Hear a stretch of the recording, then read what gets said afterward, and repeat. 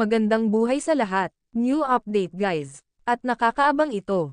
Sir Ranvel Rufino shared photos with Enrique Hill and Direk Mati. Ayon sa caption ni Sir Ranvel Rufino, "These are Tito Eric and Tito Dondon, who've worked closely with my mom. I grew up watching them work, and to be able to work with them now scares me, but super duper excited. Let's go." Saad pa ni Sir Ranvel. Mukhang mabibisi na naman ang Team Ranken. Nai-excite lalo ang mga fans ni Enrique Hill. Sa bagong update ni Sir Ranvel Rufino, ang manager ni Enrique, ayon sa mga tagahanga ni Kay nito, "A new project for Ken. Can't wait for this. We are always here to support you, Sir Ranvel and Kay nito. Love love. Wow, exciting. Let's go, Team Ranken.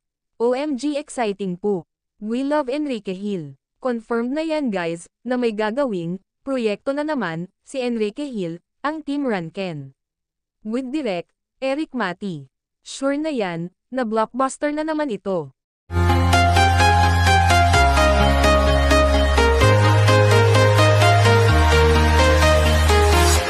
I'm walking alone, the streets are empty. The only thing I can see is my own silhouette. I'm getting stronger, step by step. The clock is ticking, but there's no time for me. I've been flying from town to town.